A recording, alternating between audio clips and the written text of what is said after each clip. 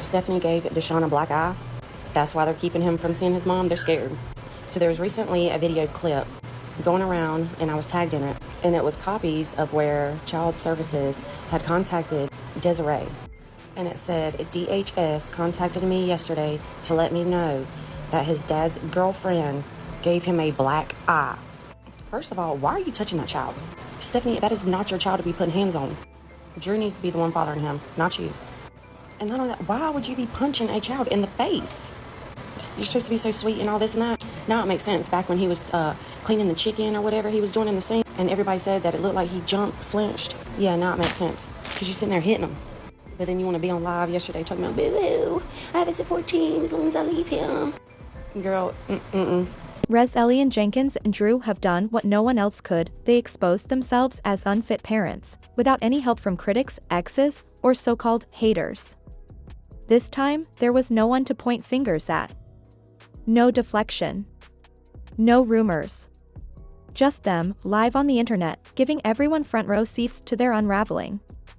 And with Desiree now taking legal steps to get full custody of Deshawn, the damage they've done to their own credibility might be irreversible. The most shocking part? Drew went on livestream in front of thousands and openly admitted that if Resillian were to leave, he wouldn't even try to keep his own son. That confession wasn't emotional or hesitant, it was plain, casual, and devastating. And it changes everything. With that one moment, Drew gave Desiree exactly what she needed to walk into a courtroom and argue that her son deserves better. That statement wasn't just careless, it was a legal gift, one that could very well end with Desiree walking out of court with full custody. And it's not just that moment that's raising eyebrows, it's the entire way this situation has played out. Instead of handling their issues privately, Resillian and Drew put it all online, treating real-life parenting struggles and emotional rifts like content. Can you get off my freaking shit with that? Please. I'm so tired of that. There's nobody, he's not trying to be free from anybody. Okay? He's one of the only reasons I still put up with True Scrap. It's because I low-key wonder what kind of parenting that child's gonna end up with without me in the freaking picture. All right, everybody has a view on what she said, but I honestly feel like she's telling the truth. And it looks like it's been a roller coaster for her. I feel like she stayed with him for the little boy, and she did everything as far as giving him every dime to make sure he was happy, to keep her household happy. And I get it. A lot of y'all are probably gonna say, why did she just leave? Maybe it was not that easy. It wasn't as easy as just picking up your stuff and leaving. We don't know her entire situation. She kept a lot off, but she told us a lot too. And honestly, she stuck by him. Some women do that. She probably trauma bonded to him. Who knows? But now that she's come to the internet telling people that she's getting out of the situation, the same people that was literally dogging her have nothing to say. That's the crazy part about it. Not everybody want to see you win these days. They love drama. They want to see you fail. And they still don't talk about you in a negative way. Let's be real. She's still in the motel. She probably gave this man every dime that she had. And now she's posting her content to pull in some more money so she can get out of her situation. The ones that keep saying that they see the PlayStation and that girl pawn that PlayStation, I'm gonna be the one to bring a woman down when they're already down. That's what's wrong with the internet nowadays. They love to bring somebody down when they're already down. They like to kick them in their face. She tried to reach out to her mom, her sister. Their live stream didn't show a couple working through challenges, it showed two people unraveling. Every word they said, every look, every jab revealed just how broken their dynamic really is, not just as partners, but as co-parents. It became immediately clear that they weren't just disagreeing, they were fundamentally disconnected. Resillian's anger during the stream wasn't coming from a place of love or concern for Deshawn's emotional needs. It came from something else entirely, fear of losing control. When Drew admitted he wouldn't fight for his son, she wasn't heartbroken for Deshawn, she was furious about how it made her look. That's the difference. Her frustration wasn't about the child, it was about the image. The status. The idea that Deshawn might go live with his biological mother, have access to stability, a healthier home, a better environment, things she admitted her own kids don't have. And instead of seeing that as a win for the child, she saw it as a loss for herself. Her words made it painfully clear, she didn't want Deshawn to go back to his mother not because she feared he'd be mistreated, but because she couldn't stand the thought of him having more than what she could give her other kids. It wasn't about Deshawn's well-being. It was about keeping all the kids on the same level, even if that level was dysfunction. That's not fairness. That's resentment disguised as equality. And it's heartbreaking. She was more worried about how Deshawn's potential stability would reflect on her than she was about what would actually benefit him. It wasn't protective parenting, it was jealousy, plain and simple. And Drew. He made it worse. The man admitted, without hesitation, that he only parents when Res Elian is around. That he wouldn't even attempt to take on the responsibility solo if she walked away. In his own words, it's too hard. Too hard to make a doctor's appointment. Too hard to help with homework. Too hard to be present. This is someone who can spend endless hours gaming, but somehow finds parenting his own child too exhausting. And the most chilling part? He didn't say it with an ounce of shame. There was no regret, no hesitation, just a flat-out admission that his commitment to fatherhood is conditional and shallow. He wasn't worried about how Deshawn might feel hearing those words someday. He didn't even seem to recognize how devastating they were in the moment. That's the problem. He treated fatherhood like a side quest he could opt out of if it got too tough. And the second Resilien's support is gone, so is his willingness to show up for his son. That's not a father, that's a liability. Y'all got y'all priorities fucked up. Drew want to play the game, you want to cook all day, and now Desiree want to go parasailing. I don't really have too much to say about this situation, but just some things are better left unsaid, and some things the internet don't need to know about. If you really truly want to fight for your family, truly do that behind the scenes and on the scenes. Like, I just feel like a lot of this stuff is going crazy right now because at the end of the day, first of all, we don't know enough about Desiree. And then I seen a video talking about how she went parasailing instead of getting a visit. First and foremost, maybe she did go parasailing. And maybe somebody paid for her to go parasailing. Maybe it was a gift. Maybe it was a Groupon. Who knows? But maybe she did spend some of that GoFundMe to go parasailing. We don't know. We don't know her actual financial accounts, her financial situation. What we do know is a lot of people donated $10,300 for her to get a lawyer because she didn't have the funds or access to the funds to get said lawyer. And now she's going parasailing. That makes me question her parenting abilities. As well as, even if she did spend her money or have a Groupon certificate or what have you, whatever the case may be, it still made me question her parenting abilities because why aren't we fighting enough to just go see him? Why are we so soft-spoken on live saying, I don't know what to do, this, that, and the third? Go get your son. If you truly felt like if you truly feel recovered, if you are a recovering addict and you feel like you have rehabilitated, you would not let anything stop you. I mean, if it was me, I would have already been to family court again to demand. I don't give a fuck, lawyer or no lawyer. You know what I'm saying? I don't care what they got going on. I'm going to do what I got to do to order them to give me my child back. Fuck them supervised visitations. Fuck the visitation, because the visitation and the parenting plan ain't fucking working to begin with. And then let's go back to Stephanie and Drew. Now they going through a whole breakup or relationship issues and stuff. This don't look good on them. If this is being brought to the court, if this becomes something that's getting brought to court, then yeah, this is going to look bad on them. And then the fact that Drew said he is not fit to go to work, he is not fit to be a parent, and if it wasn't for Stephanie, he don't know what he would do. Like, if Stephanie leaves, he's not going to have Deshawn, like, he's going to not fight for Deshawn. That should tell you everything. And I'm not saying that Stephanie is a bad parent. I just think she just don't, it's the way you go about certain shit. When you went viral, you should have had more growth. Like, you should have put yourself in a better situation. And like another creator said, like, at the end of the day, nobody hates you because of your situation. A lot of people just don't like you because of how you take the situation, how your attitude towards the situation. And that's very well true, because why do you have no attitude of gratitude? Why aren't you thankful for the position that you're in so that you can be in a better position? And it seems like every time we turn around, you're doom and gloom. Woe is me. You're negative Nancy. Like, I don't understand that. Like, you have so many opportunities, especially with this huge platform. You got TikTok, you got Instagram, Facebook, YouTube. You have such a huge opportunity that people that are in your shoes, relatable, just like me, as a Hill Hood baby living in a low budget hotel with a working husband, 5 descendants, including a non-verbal toddler that is autistic while still breastfeeding an 11-month-old infant. Somebody like me would have taken your opportunity and used it to the best ability. Okay, like, I don't get how y'all going through so much troubles, so many struggles, so much sorrows, so many woes. Like, it should have been going up from here. It should be only up from here. And the fact that Drew is telling you he don't want to be a parent, and then part of your life said something as far as him just now starting to be a parent because of the camera, because of the virility, because y'all went viral. That's when he started being more active, and you started doubling down. Every time somebody said something for a whole year, everybody kept saying, boy, yo dude ain't shit, and you just kept defending him. Now you getting on here talking about you tired. But just recently you posted a video saying how much y'all go through so many ups and downs, and you willing to sacrifice and willing to go through it with him, this, that, and the third. It's too many elements to this case, and I just feel like now one of y'all needs y'all children. Meanwhile, Resilien's been saying that she's the one handling all of Deshawn's care. Doctor visits, school contact, day-to-day parenting, all her. But here's the reality, she's not Deshawn's legal guardian. She's not married to Drew. She has no legal standing. She's a girlfriend playing mom.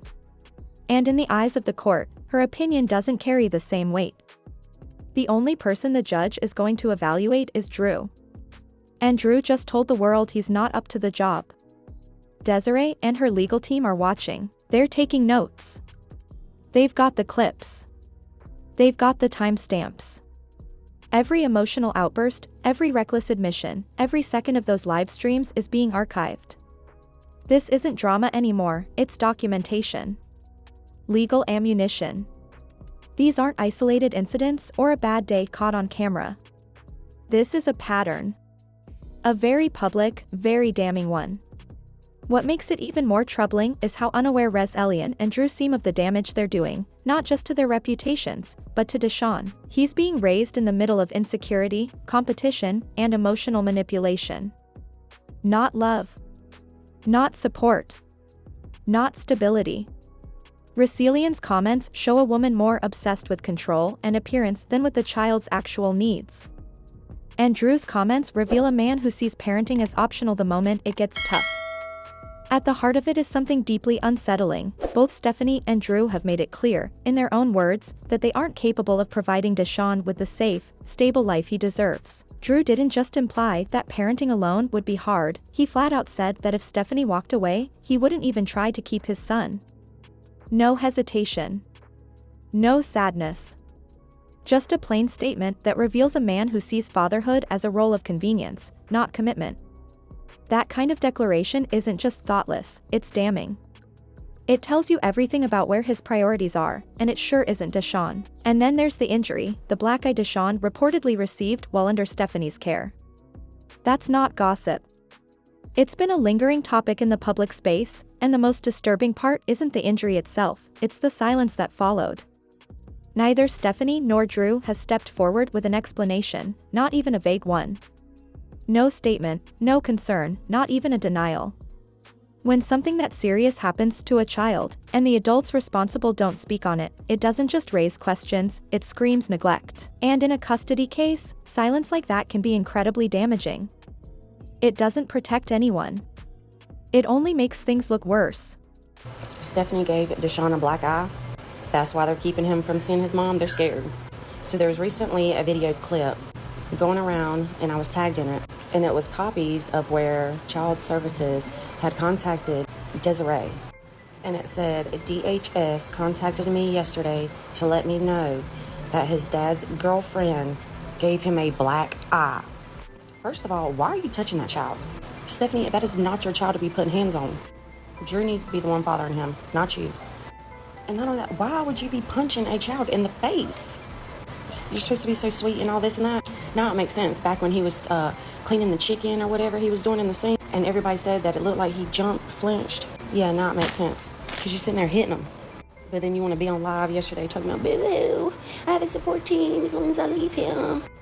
Girl, I can't even say what I really want to say, but like y'all know, drop those comments below and let me know y'all's thoughts. But the real pattern of harm runs deeper than that. Stephanie's behavior, especially in front of the camera, tells a consistent story of emotional damage. Viewers have seen her lash out, belittle her kids, and turn vulnerable moments into performative content.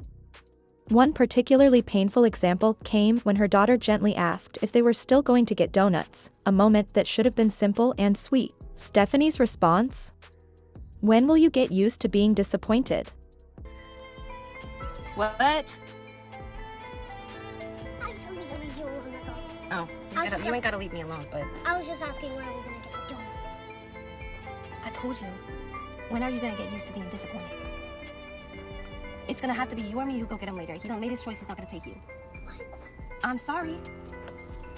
I'm tired of that shit too. I'm tired of him saying he's gonna do stuff for my kids, and then he just, oh, maybe then, maybe that. Disappointment. Yo. That wasn't just a snarky comment, it was a dagger. You could see the child's face change instantly. That moment, streamed live for strangers to witness, was a clear example of emotional neglect wrapped in sarcasm. Instead of comforting her daughter or softening the blow, Stephanie defended her words as realism, claiming she was just preparing her for how hard life is. But that's not strength. That's resignation, and worse, it's the passing down of pain like a twisted inheritance. Teaching a child that disappointment is inevitable isn't resilience, it's training them to expect the worst from the people who are supposed to protect them. Yeah, I letting her know, like, girl, you really don't think that we're just... I'm gonna take you, baby girl, I got your back. If you have an issue with how I just laid facts out to my daughter of like, hey, we got this, okay, cool. Raise your pillow soft, children. My kids are being raised with some tough skin.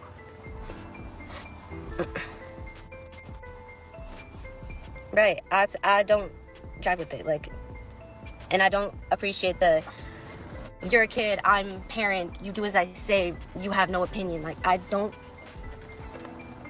like that kind of vibe of parenting at all. My kids have a voice, they can speak up. That's why she knows to come up and ask me in the first place if she's still gonna go get donuts. And if I was worried about y'all's opinions, I wouldn't have talked to her like that. I didn't do nothing wrong.